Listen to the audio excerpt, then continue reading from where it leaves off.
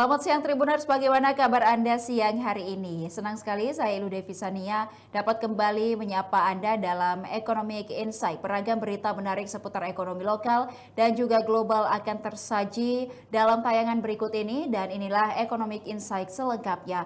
Berita pertama Tribuners, BI pertahankan suku bunga di level 5,75.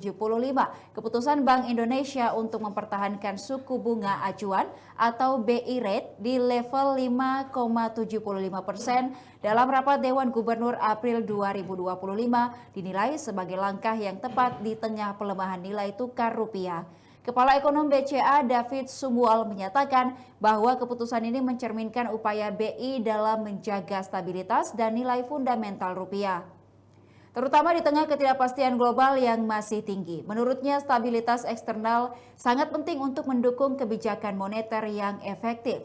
Selain mempertahankan BI rate, BI juga memperkuat kebijakan likuiditas makroprudensial dengan menaikkan rasio dari 4% menjadi 5% dari dana pihak ketiga atau DPK, khususnya di sektor perumahan.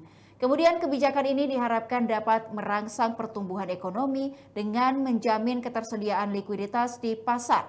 Meski begitu, David menekankan bahwa arah suku bunga sebaiknya ditentukan berdasarkan kombinasi faktor domestik dan juga eksternal, bukan hanya kondisi nilai tukar rupiah semata. Kemudian selama periode libur lebaran, rupiah sempat melemah tajam di pasar non-deliverable forward hingga menembus 17.006 rupiah per dolar Amerika Serikat akibat sentimen global. Kemudian BI segera melakukan intervensi di pasar offshore untuk meredam gejolak tersebut yang membuahkan hasil positif. Nilai tukar rupiah berdasarkan hal tersebut menguat ke level 16.855 rupiah pada 22 April 2025, menunjukkan efektivitas intervensi BI dalam menjaga stabilitas kurs di tengah tekanan global. Kemudian Tribuners, kita beralih ke berita selanjutnya. Permintaan meningkat, transaksi deposito emas Pegadaian tembus hingga 1 ton. Tren investasi emas kembali meningkat, terlihat dari lonjakan permintaan pada produk deposito emas milik PT Pegadaian. Sejak diluncurkan Sebagai bentuk Presiden Republik apresiasi dan Indonesia rasa Prabowo terima kasih, Subianto pada 26 Februari 2025, produk ini telah mencatatkan akumulasi transaksi hingga mencapai 1 ton. Direktur Utama Pegadaian Damar Latri Setiawan menyebutkan tren ini mencerminkan kesadaran masyarakat terhadap pentingnya investasi yang aman, terutama di tengah kondisi global yang penuh ketidakpastian seperti konflik geopolitik dan perang dagang. Pegadaian memanfaatkan sistem digital untuk mempermudah masyarakat berinvestasi emas. Produk tabungan emas memungkinkan nasabah membeli emas tanpa harus menyimpan fisiknya. Sepanjang April 2025, transaksi produk ini melonjak drastis dari 380 miliar rupiah menjadi 1,5 triliun rupiah. Bahkan diprediksi bisa meningkat hingga 10 kali lipat pada akhir bulan. Pegadaian menekankan bahwa semua transaksi emas yang dilakukan nasabah dijamin dengan ketersediaan emas fisik dalam rasio 1:1.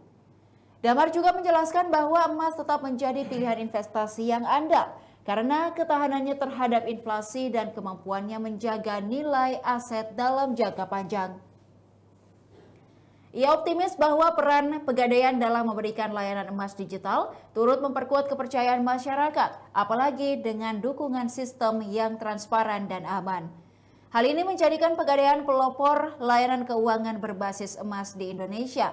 Dengan berbagai inovasi digital, Pegadaian berkomitmen mendukung inklusi keuangan dan literasi investasi masyarakat. Perusahaan ini juga turut mendukung program pemerintah dalam mewujudkan Indonesia Emas melalui produk investasi yang mudah diakses semua kalangan.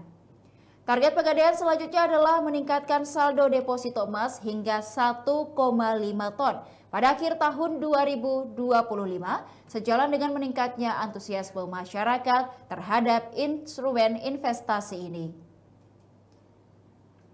Dan Tribuners, demikian Economic Insight hari ini. Saksikan juga program dan berita menarik lainnya hanya di kanal YouTube dan Facebook Tribun Timur, mata lokal menjangkau Indonesia. Saya Ilu Devisania beserta seluruh kerabat kerja. Pamit undur diri, terima kasih dan sampai jumpa.